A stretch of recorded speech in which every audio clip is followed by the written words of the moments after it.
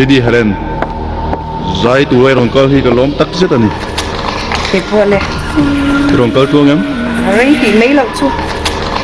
aman ha ka be se để riêng mấy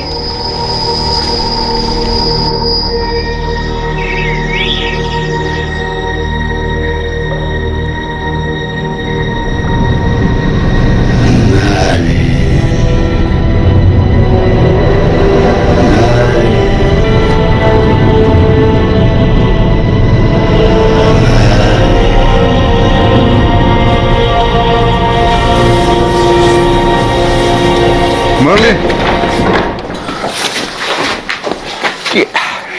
Merlin min va han ki buai tak em ngoi ve hle le la thamai tu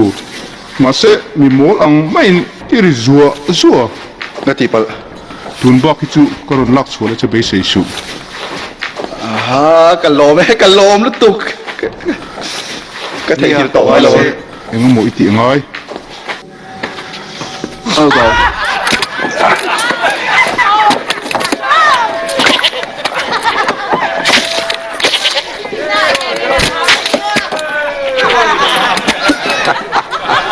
cái lồm này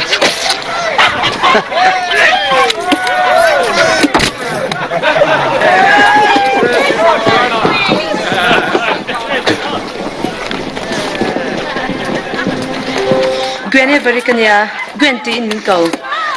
Lady Morgan ai nói cái thầu Merlin cái này mía ba thì tôi mình cầu chuyện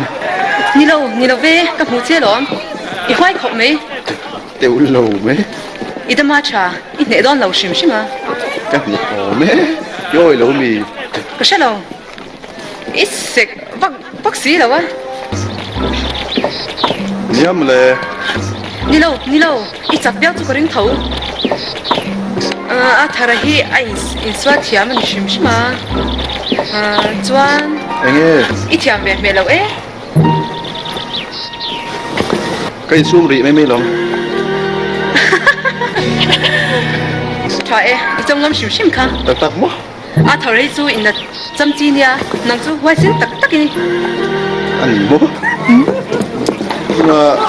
quên in cái tên